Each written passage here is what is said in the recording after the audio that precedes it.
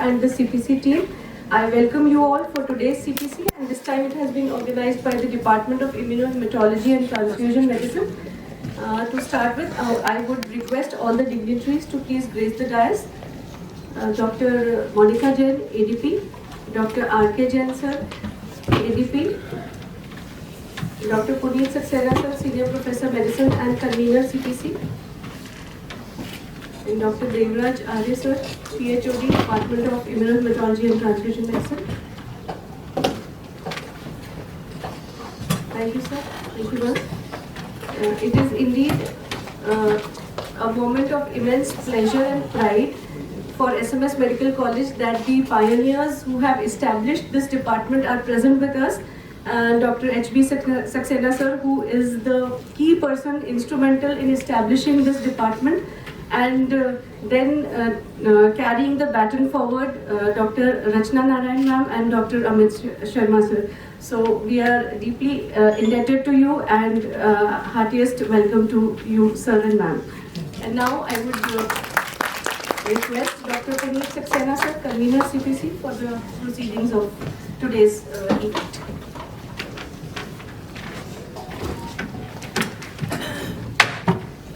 Good morning, everybody, and I welcome my teachers, Dr. Saxena, H.B. Saxena sir, Dr. Rachna madam, and senior colleague Dr. Amit Sharma sir, and Dr. Rakesh Jain, Dr. Monica, Dr.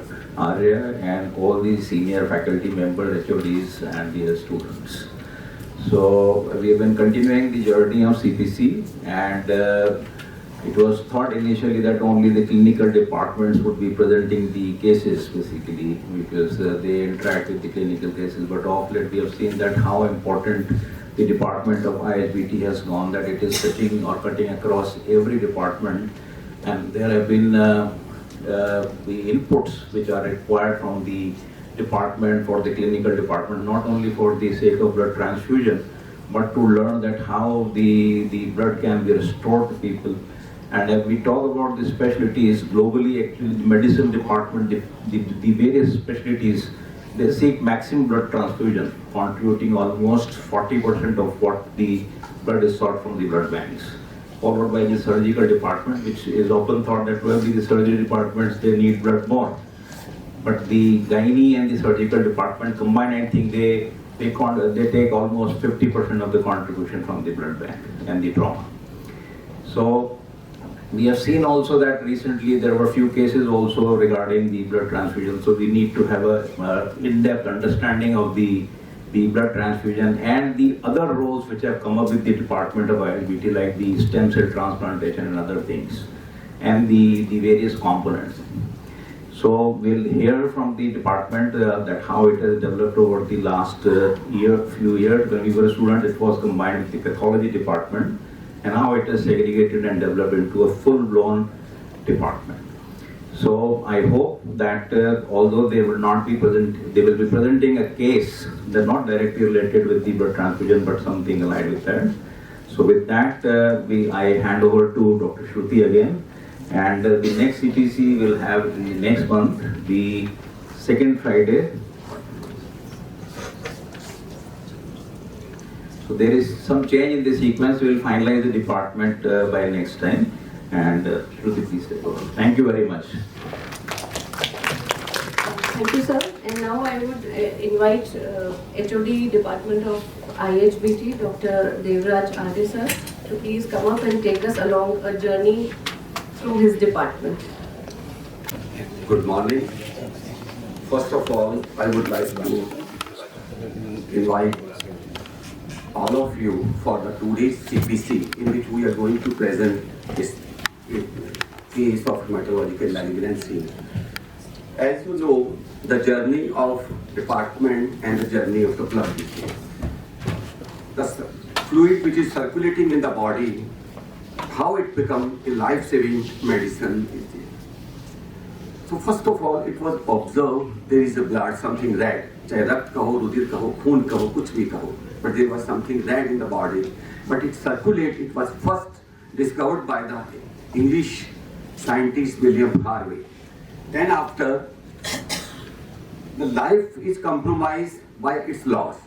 then various treatment modalities were developed to save the life of the mankind. Initially, this liquid red cell is transfused from one person to other person, from man to man, from animal to man, and the science is gone, and there is a major step we reach in the blood safety by the discovery of ABO antigen by the great scientist in 1900, for which he was awarded for the Nobel Prize. After there was a development, there was a discovery of the other antigen. Today, this is it is the backbone of the main blood transfusion services. By the discovery of these antigens, this transfusions is become more scientific safe. Then after, the solutions to preserve this medicine is developed. Then the possibility of to store the blood is achieved. The first blood bank was established in 1932 in Russia. In 42 in our India, it was first blood bank was established, and in 1952 in our SMS, the first blood bank was, the blood transfusion services was started with the establishment of blood bank. The Department of Immunohematology and Transfusion Medicine, I would like to just, for your kind reference, give the brief history. Although the transfusion services are started in 1952, but all the services were started under the umbrella of medicine, initially in the umbrella of medicine, and then after the pathology department is there. Till the 2012, we provide these services along with the, as an integral part of the pathology department. Then after, with the government order, with the various efforts by our senior pioneers, this specialty is separated from the pathology and start working from the 2012. Then after, the various blood centers were attached with our hospitals. This is the chronological form. Now presently we have the 7 blood centers attached with our department, and 6 to 7 blood storage centers are also attached with our hospital department here. As far as the concern academic courses, initially in 1986, there was a start of the diploma IHBT along with the pathology department. The diploma was started. Till date, more than 100 students are passed out from the diploma. But as all the diploma seats were converted in the MD medicine course was started in the 2015. So I thanks to our pioneers who give their valuable contributions to develop this department from just barely to the blood to the full-fledged department of the treatment model or the modern treatment modality. Dr. Nanavati sir, diploma was started in their guidance along with the guidance of the then Professor Dr. P.C. Sandal Saab, Dr. M.L. Sharma sir and others.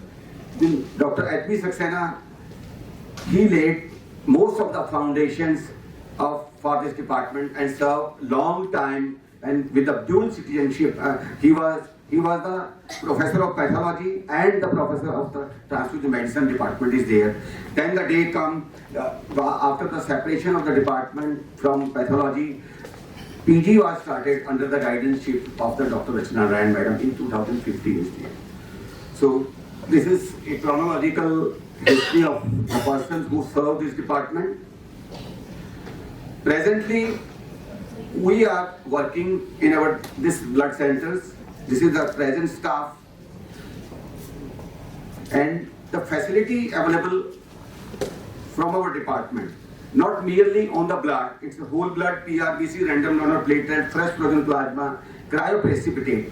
We decide to provide with blood and blood component to the clinical patient, to the patient on the lead of the clinical colleagues.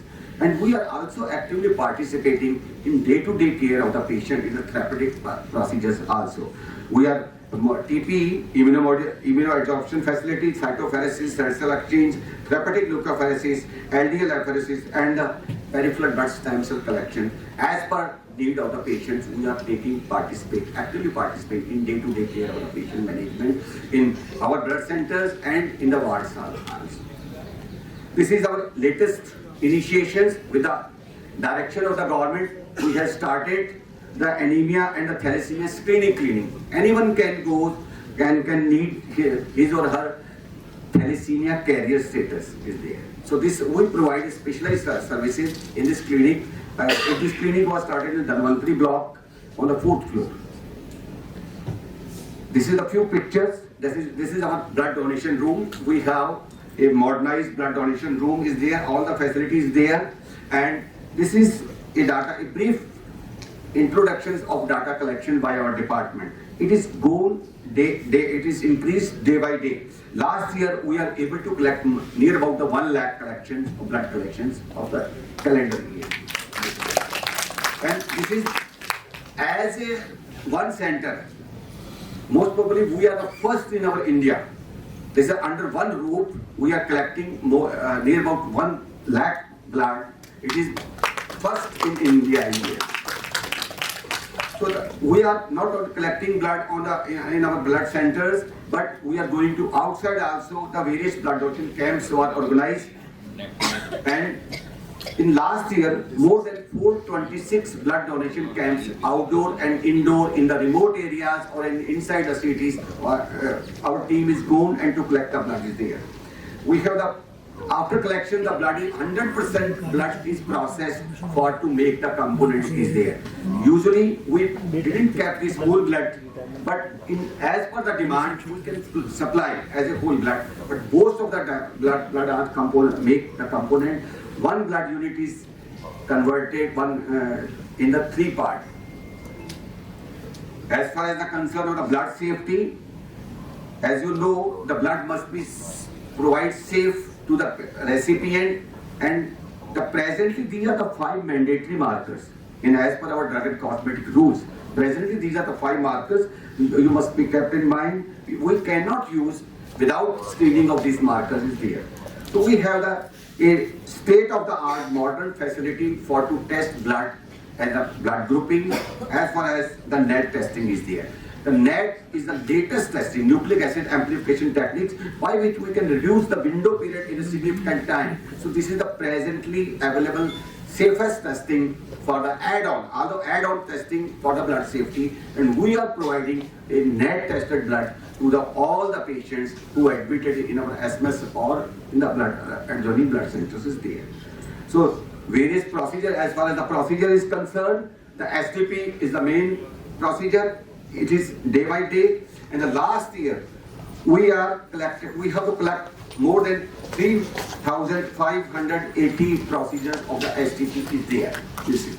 And the TPE, the therapeutic plasma exchange, it is a treatment modality, and we are providing our services to the neurology, nephrology, cardiology, and the medicine in day-to-day care or to manage the patients for the recommended treatment modalities there.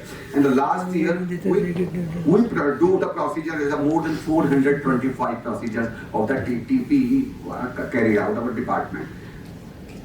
As far as the stem cell, the stem cell transplantation facility was started late, and till date we had participated, we had collect and supply to the needy patients 92. More than 92 transplants are occurring under the umbrella of SMS, and a major these transplants are carried out in SMS and the state cancer institute. So this is the blood component supply. As you can see, this is the 1,62,228 last year. This is the largest, this is the maximum blood component is there, supplied by our department. Although COVID was a tough time for our medical fraternity is there. All of us, we have worked on as a war foot, in which we also participated as an active participant. Once upon a time during the COVID phase, the COVID plasma was a magic drug. To collect this COVID plasma, we go to various remote areas, and the various motivational lectures were conducted to collect this COVID plasma for the supply of the patients is there. Then we participated for this ICMR project, which is at the time for the Placid project, and we were the second in all over India to collect the COVID plasma at that time and supply to the needy patients. Various conferences and CMEs are organized by our department. First, we organized a TransCon in 2003 under the able guidance of Dr. S.P. Saxena sir. ATOM in 2021, we were the close partner. In last year, we organized our national conference, TransMedCon, in 2025. And various, our future scope, I would like to, our seniors to, for the future scope to provide their kind efforts. HLA lab, we are going to establish a HLA lab for the transplant program is there. A advanced blood center, IPD tower in the is coming soon. Then there will be the increase in the bed strength of the more than 1,000. So for the catering of these patient needs, a advanced blood center is to be established for the needy patients in IPD tower. Strengthening of the department by adding more faculty as per workload, advancement in therapeutic procedures, automation facilities, and the irradiation facility is there. Presently, we have no irradiation facility. The irradiated blood is needed in the post-transplant phase for the patients is there. So I would like to request our authorities to use their kind efforts for the development of these modern facilities for our department is there. Now, I would like to invite our assistant professor Ashok Pal to present the today's case. Thank you. Thank you, sir.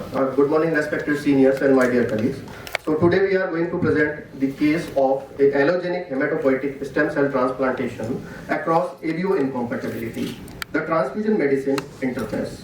So, requisition of a allogenic peripheral blood stem cell harvesting procedure received at the Department of IHTM for a 60-year-old male patient admitted in the clinical hematology department that was planned for hematopoietic stem cell transplantation for hematological disease.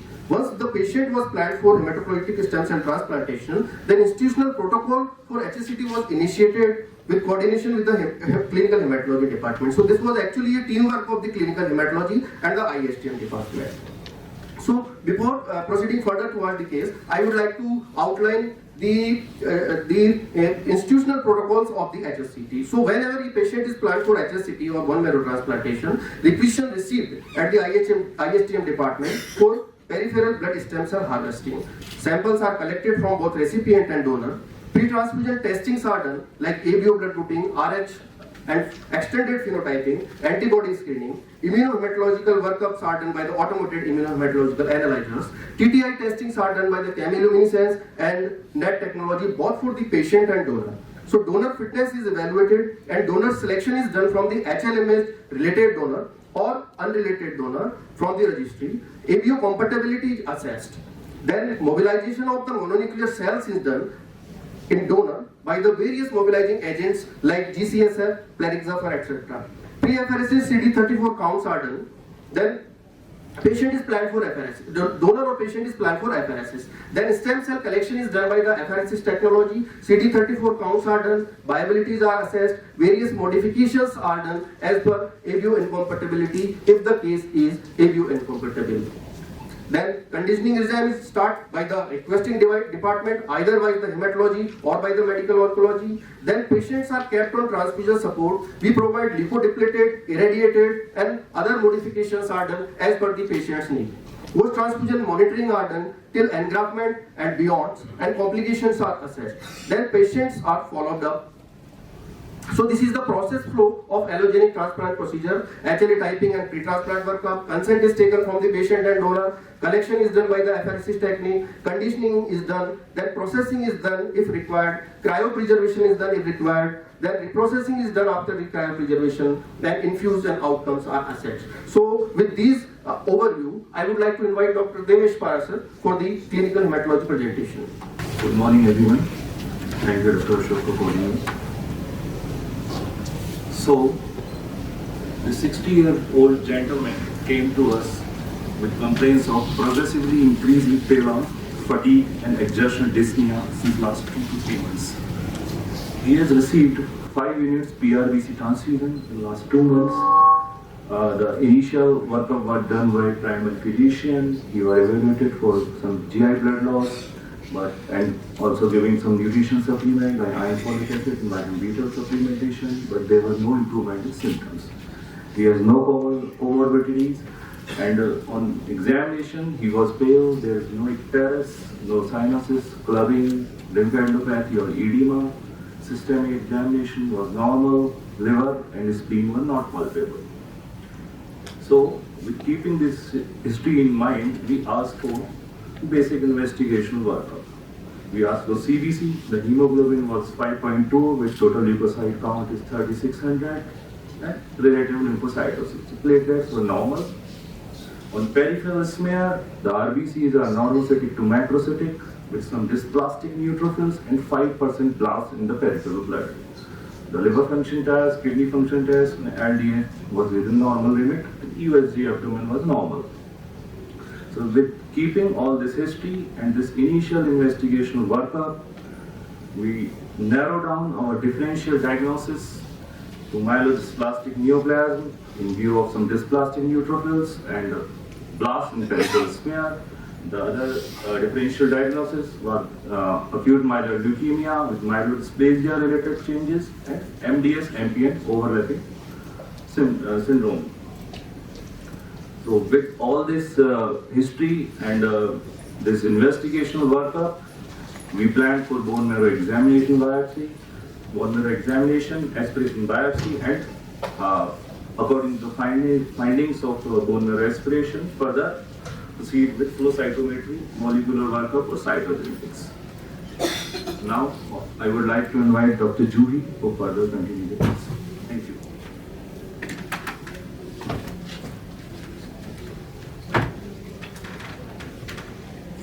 Good morning everyone. I will be presenting the pathology part of this discussion.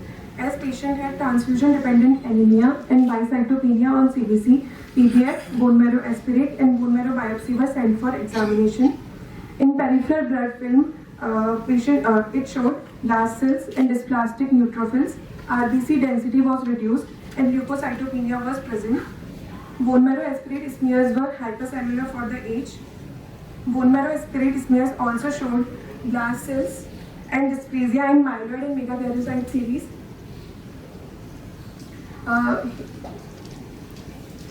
Vacculations and hypogranulations were also seen in myeloid series cells.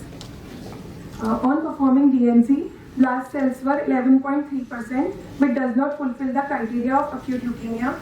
Neutrophils and precursors were 62.7%, erythroid cells were 15.9%, lymphocytes 7.7%, eosinophils 2.2%, plasma cells 0.2%. Similar findings were seen in bone marrow biopsy. Bone marrow biopsy was hypercellular for the age. Bone marrow biopsy also showed ELIP, which is abnormal localization of immature precursors or blast cells away from paratrabecular location. There was paratrabecular and interstitial increase in blast cells. Here we can see hypolobated megakaryocytes surrounded by scattered blast cells. Here we can see blast cells. There is paratrabecular increase in blast cells.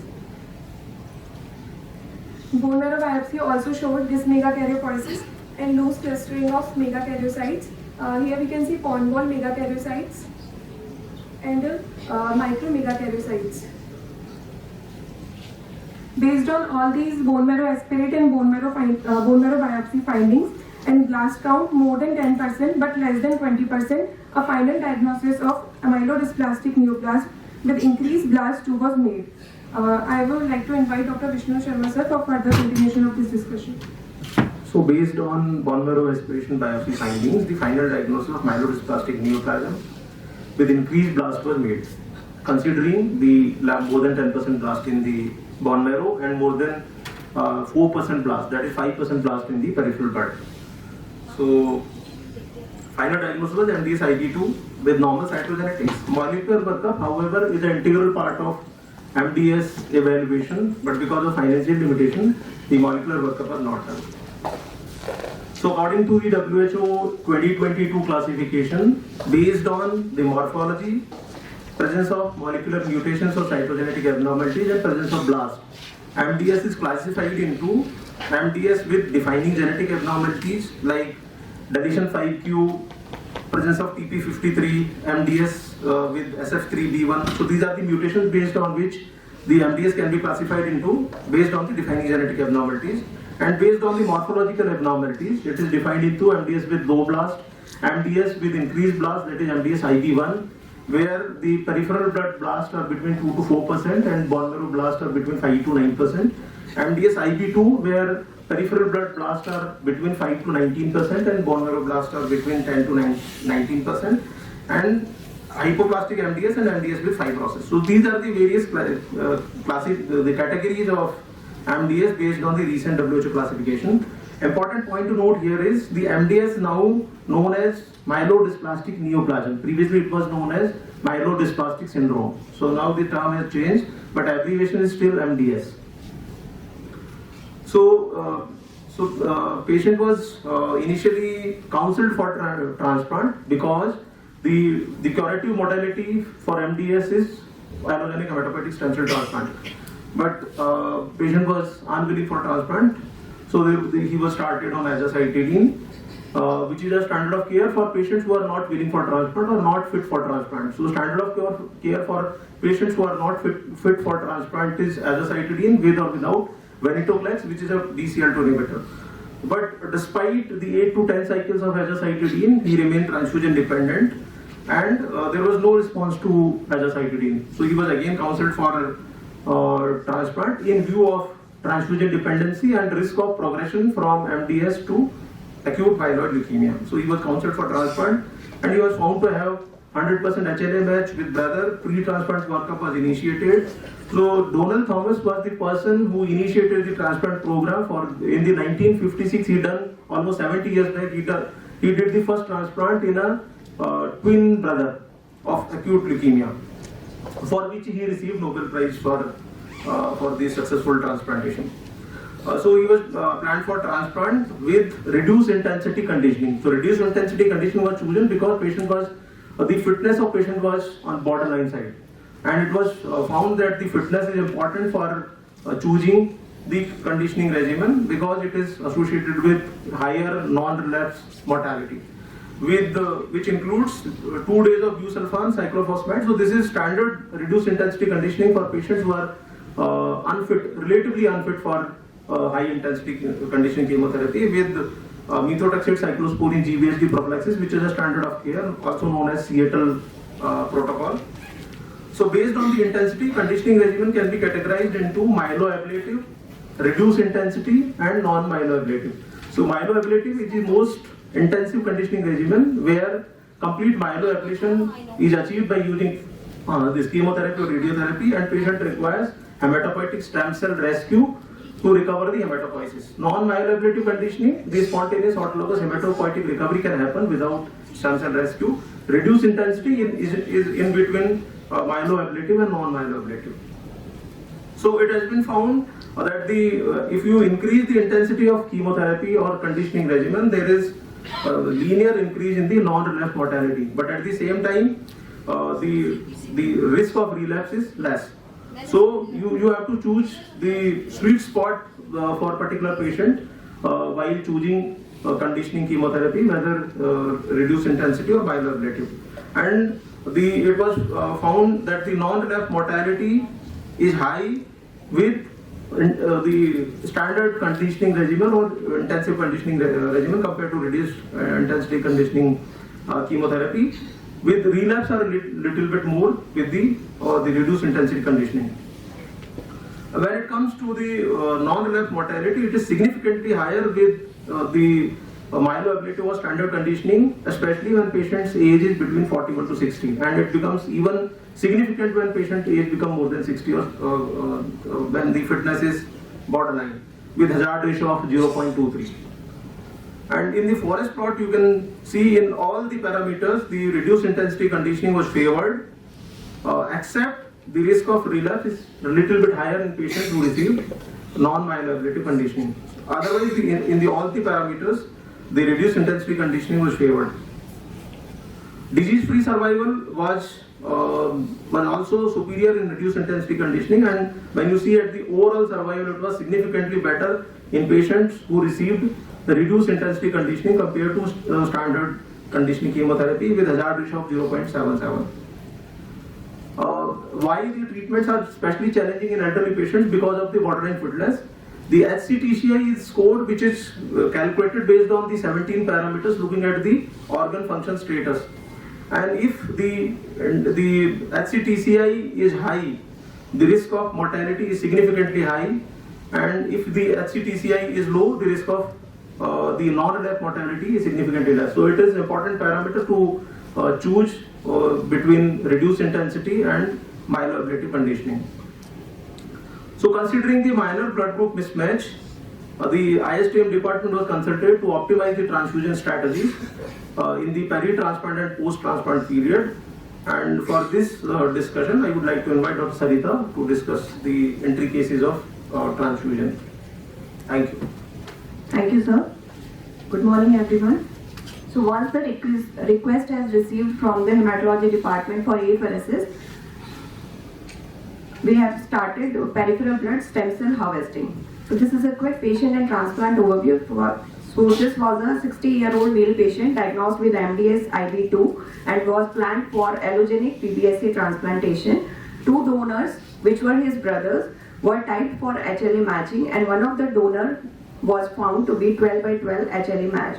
Blood group of the patient was B positive and blood group of the donor was O positive. So this was a case of minor ABO incompatibility, and transplant was planned on 19th of Feb 2026. So this is the pre-transplant workup showing 12/12 HLA matching. Donor details which were relevant to apheresis were: blood group of the donor was O positive, weight was 64 kg and height was 170 cm. CPC before collection was within normal limit. Viral markers were negative. CMV IgG was positive but IgM was negative. Serum protein, coagulation profile and serum calcium were within normal limit. Adequate hydration for several days was maintained prior to the procedure.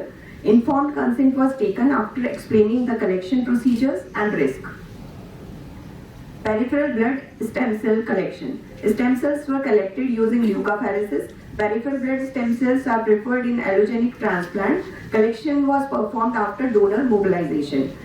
For this, continuous flow cell separator was used and mononuclear cell layer containing CD34 stem cells were collected. Goal was to achieve adequate CD34 cell stem cell yield for engraftment.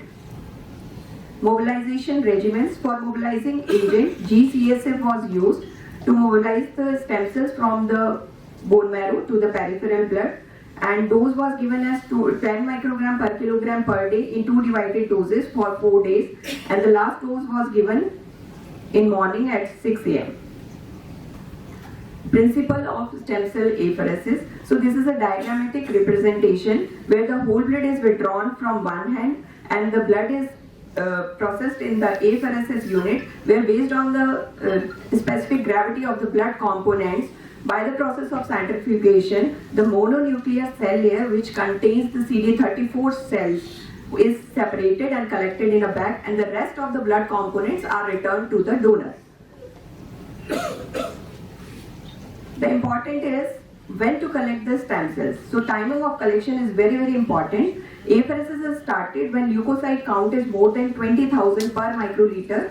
In this case, it was 43,000 per microliter. Mononuclear cells, MNC, more than 10 to 15,000 per microliter. And when flow cytometric, peripheral blood CD34 cell count is typically 10 to 20 CD34 cells per microliter. If CD34 cell count is less than 10 per microliter, it depicts failure of mobilization. And if it is more than 20 per microliter, it shows satisfactory mobilization, and it was 90 per microliter in this case. For a successful apheresis procedure, the key technical parameters which are of paramount importance are, first of all, extracorporeal volume. Maintain optimal volume to minimize the donor side effects. Vascular access. Adequate and reliable access is paramount for efficient flow. This procedure was completed using central venous access. Anticoagulation. Precise management to prevent clotting and hypocalcemia. 10% calcium gluconate continuous infusion was started prophylactically after starting the procedure to maintain the ionized calcium levels more than 1.1 millimole per liter. Blood flow rates optimized for efficient cell separation and collection. CD34 yield, key indicator for successful collection and engraftment. These factors collectively ensure a safe and effective collection process, ultimately impacting the patient outcomes. Whole blood to be processed is calculated as per donor's weight, hematocrit, pre-harvest CD34 cells and collection efficiency of 55%. The goal collection, the dose was decided as to be 7 into 10 to the power 3 CD34 cells per kilogram, and accordingly the whole blood to be processed is calculated, which was around 10 liters. Blood volume processed. In conventionally, 2 to 3 blood volume are processed, and in case of autologous, large volume leukapheresis is done, which is 3 to 6 blood volumes. So our donor blood volume was 4.48 liters. So total blood volume processed was around 2.18 times, and the duration which the procedure took was around 3 hours. With procedure WBC count of the apheresis product, it is mainly done for real-time procedural control and quality assurance, not for CD34 dose calculation. So when we collected the 100 ml of the product, we sent the sample for CBC, and the mid-procedure WBC count was assessed. It was 1,21,000 into 1,21,000 per microliter, showing the progress of the collection. Because measuring CD34, it takes time. A rising product suggested that the machine is effectively collecting MLCs, and it also confirms the apheresis system is separating the buffy coat and not losing the target cell. Also guide us whether to continue or to stop the procedure, but it is an indirect clue to CD34 yield. Higher product CBC may mean higher CD34, but it is not reliable enough to calculate the dose, and it cannot replace CD34 measurement. Dose calculation. So once the product is collected, then viable CD34 count was done by flow cytometry. It was around 1956 per microliter. Product volume was 225 and viability was 99.66%. Recipient weight was 65 kg, and the dose calculated came out to be 6.7 into 10 to the power 6 per kilogram. So the clinical significance is number of cells correlate with the engraftment. Minimum CD34 dose required for engraftment is 2 into 10 to the power 6 cells per kilogram. Optimal dose is 4 to 6, and collected dose in this case is around 6.7. So this is considered an adequate stem cell dose for successful engraftment. Key learning points are good mobilization and accurate calculations drive successful PBSC collection. Pre-procedure CD34 count is the strongest predictor of total stem cell yield. Collection efficiency must always be factored into yield prediction. Mid CD34 count helps to estimate the volume of the product to be collected. Successful PBSC collection relies on meticulous attention to several key technical parameters, which include managing the extracorporeal volume to minimize donor discomfort and hemodynamic changes, ensuring robust vascular access, precise anticoagulation, and optimizing blood flow rates to maximize collection efficiency.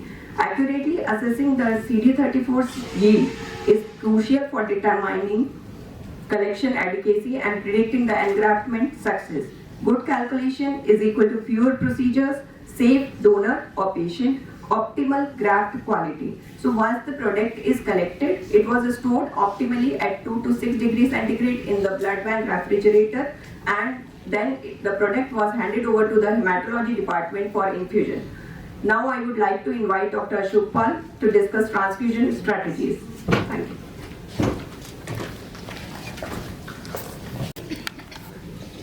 So I will be discussing about the transfusion strategies we have adopted for these patients and challenges and potential challenges in ABO incompatible HSCT transplantation. So on immunohematological workup of the patient and donor, the patient was BRHD positive and the donor was ORHD positive. On extended phenotype, the donor was found CAL antigen positive. CAL, the Indian population, the 3 to 5% of the Indian populations are CAL antigen positive, and the CAL is a very clinically significant antigen. So our donor was CAL antigen positive. So antibody screening was done for patient and donor, and it was negative. So all these tests were done by the SPRCA technology. Direct antiglobulin test and indirect antiglobulin test were negative for patient and donor, and these tests were done by the column agglutination technique. So we can see here that the on cell grouping and the serum grouping, there is no discrepancy. So patient and donor blood groups are clear. So titer of isoagglutinin was also done in our donor. The maximum titer was of IgG anti-B, that was 1:128. So these are the pictures from the IH analyzer. We can see the various gradings of the phenotype reactions. So from transfusion medicine perspective, the HSCT transplant is divided into 3 phases: pre-transplant phase or phase 1, starts from the time when patient is prepared for the HSCT and transplant for the HSC infusion. The transplant phase is started from the initiation of the chemotherapy until the RBC turns out to be dead negative, or when the reverse typing is of donor group. For FFP transfusion, the recipient erythrocytes are no longer detectable. That means the forward grouping is consistent with the donor ABO group. Post-transplant phase is started when after forward and reverse typing of the patients are consistent with the donor ABO group. So transfusion concerned in this unique patient populations are issues related to ABO incompatibility, as our case was minor ABO incompatible. So chances of acute and delayed hemolysis was always there. Allogenization, our donor was CAL antigen positive, so chances of anti-CAL antibodies was also there in the recipient. So HLA allogenization is also a significant complication in multiple transfusion patients.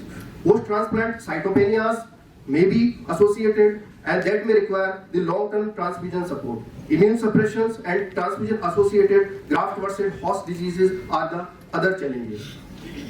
So, when the patient has been identified as a transplant recipient, the need for the special blood products was considered. Modified blood components were transfused, leukodepleted, irradiated, saline washed, and CAL antigen negative blood components were transfused to this patient.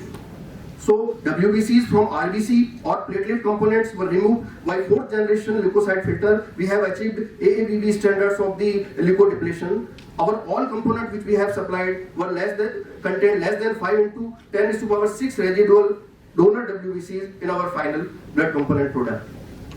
So why to get leukodepletion? Because contaminating leukocytes in blood component may cause HLA immunization, allogenization, that may cause transfusion reaction, refractoriness of the platelet, and graft rejection. That may viral transmission may be there, like cytomegalovirus, HTLV, and Epstein-Barr virus. Immune suppression may also associated, that may lead to post-op infections, tumor recurrence, and activation of the latent viruses. All cellular components were gamma irradiated. Irradiation inactivates the T lymphocyte in the donor unit and prevents graft versus host disease in an immunocompromised recipient. So irradiation started at conditioning, and it will be recommended for 6 months in the allogenic HSCT. In autologous HSCT, irradiated components recommended for 3 months. All donations from HLA matched 1st and 2nd degree relatives donors must get irradiated. So this is the irradiation process. Ionizing irradiations causes clustered DNA damage that will inhibit the proliferating activities of the leukocytes. So now coming towards the incompatibility. When a recipient of blood group A, B or AB received marrow from the blood group O, this is called the minor ABO incompatibility. When a recipient of blood group O received marrow from the A, B or AB donor, this is called major ABO incompatibility. Or when a recipient of blood group B received marrow from the blood group A or vice versa, this is called bidirectional ABO incompatibility. So in minor ABO incompatibility, the transfusion strategies are like that in phase 1 and phase 2, we have transfused the RBCs of donor ABO blood group, and FFP and platelets we have transfused of recipient ABO blood group. In phase 3, we will be transfused all the component, or all component will be transfused of ABO blood group or donor blood group. So here B recipient is getting O graft, so donor has naturally ABO antibodies against the recipient RBC. So risk of acute hemolysis is always there. That may be managed by the plasma depletion of the graft.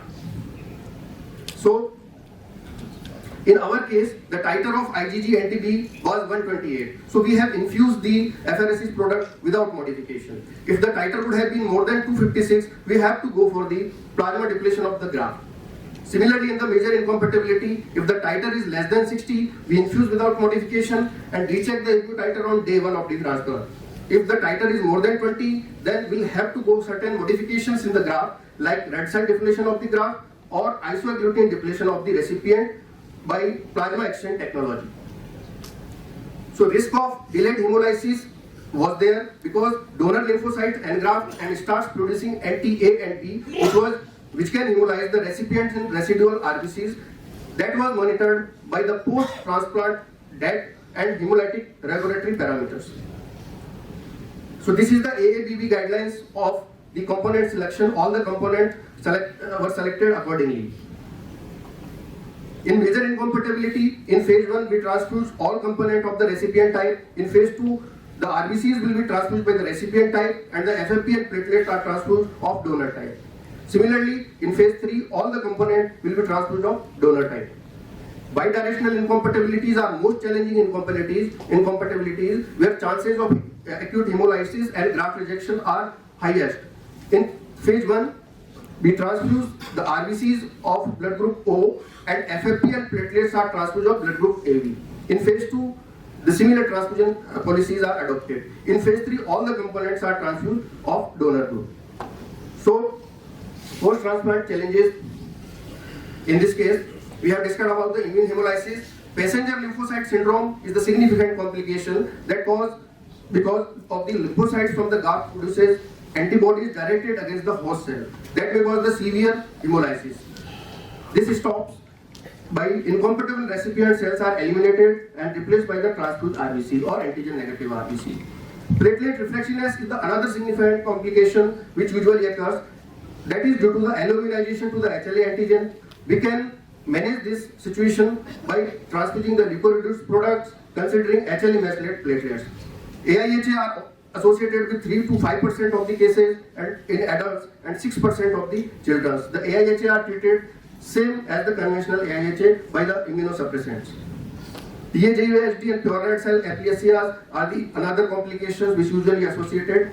Delayed engraftments occur sometimes because of the previous multiple transfusions, high antibody titer, low CD34 counts in graft, and infections. So we can intervene it by the appropriate blood component selection, optimal collection, and graft manipulation. So fortunately, we have not encountered any of the above mentioned complication in our patient, and the patient achieved engraftment on day 11. That is called the early engraftment. So for this patient in pre-transplant phase, we have transfused 10 units of PRBC initially with the B positive group. When the donor patient match was confirmed, it is shifted to the O positive group. The transplant was done on the 19th of February. In peri-transplant and post-transplant phase, we have supported the patient with the 4 units of SDP that was of B positive group and 6 units of RBCs that was of O positive group. All PRBCs and platelet units transfused were phenotypically matched, antibody screened, leukodepleted and irradiated, and cross-matched by the CAT technology at AHG phase. So, the patient achieved neutrophil engraftment on day 11, platelet engraftment on day 11, and was discharged by the hematology department on day 15. With these parameters, hemoglobin was 10.3, TLC was 2700 per cubic mm, platelets were 1.91 lakhs per cubic mm, and with the ANCs of 1680. So on day 25, we have followed up the patient for the blood group chimerism. We can see here that on day 25, the mixed field reactions in NTB. That means the blood group is transforming from blood group from blood group B to blood group O. The patient's initial blood group was B positive. Now it's transforming to the O positive. So these are the mixed field reactions I have taken from the IH analyzers. So conclusion of this case is MDS IB2 is a high risk MDS requiring early HSCT. ABO incompatibility is not a barrier for HSCT. However, optimal harvesting, graft manipulation and transfusion strategies are essential. Transfusion medicine plays a key role in transplant success. So we can see here on day 25th of the follow-up, the patient and the donor. So we had a photograph. Thank you. So now, house is open for the discussion. it's very pleasant to see our teachers here, Saxena sir and Madam Saxena. I first congratulate the department for showing us the leaders they are doing. It's a great job. But we have certain difficulties. See, the collaboration, I don't know if it's the right place, but because everyone's there, I want to talk about it. The surgical departments and the collaboration between the blood bank, the surgery residents will at times get the blood issued when it is not required. So if you could sensitize, do sessions with the faculty and residents so that every patient who is posted for surgery should have the blood cross-matched but not issued when we require. At times I have to transfuse blood because it has been issued. It will not be returned, and if I don't transfuse, the attendants think that unnecessary a donation was done, which is again hazardous. But I am left with no choice. So if this can be worked out at the level of your department, it will be a great job. Then earlier days we had a yellow tag coming with the blood bag, which showed the possible adverse reactions. We just had to tick them and send them back. These days those tags are missing. So to report an adverse incidents, it becomes difficult because we cannot objectively tell you what happened and what did not happen. So if those yellow tags could come back, it would be very nice. And third suggestion, we have postgraduates, we have undergraduates. So if each one, it is made mandatory and some record kept, that they should be donating blood once every year. Sure. So that will solve our problem, and not only that, that will sensitize them to blood donation and respect for blood, which at times is lacking, because at times, I would not like to name, but there are departments where refrigerators are full of blood units and ultimately wasted, which is very, very sad, very sad. And third thing, I am very sad to see the attendance, because this is one department which touches every life, maybe as a doctor or not, but even in our personal lives. And it's so sad that people are not there for this. Thank you so much. Some bachche, the moment they get 18, they run for their driving license. If you start giving that day, just for till you are 25, there will be no shortage. The entire country will be free and we don't have to ask any patient to give that blood.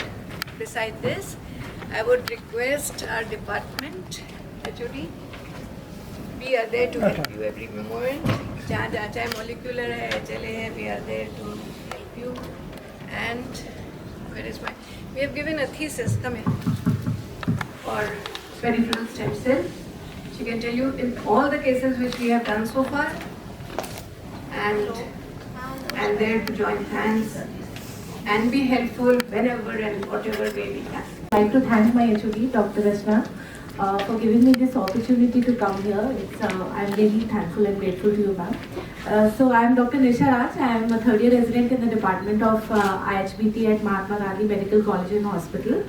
And I am doing a thesis, but my cases are from the autologous group. So I'm basically evaluating what is the outcome of these patients in terms of their platelet engraftment and neutrophil engraftment days based on the CD34 dose that was achieved.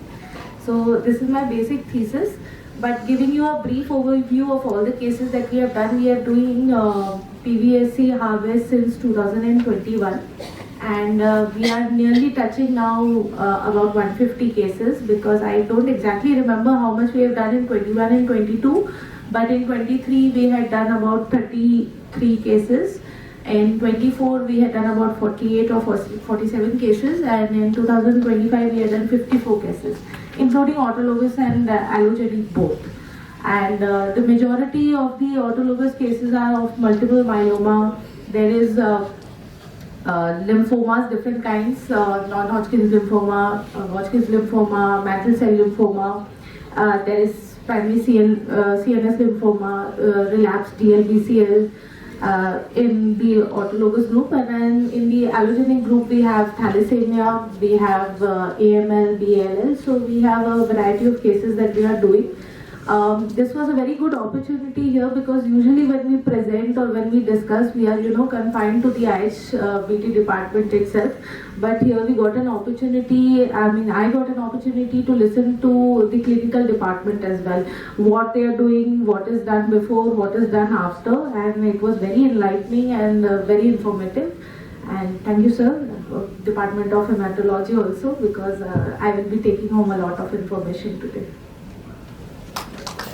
Good morning, everyone.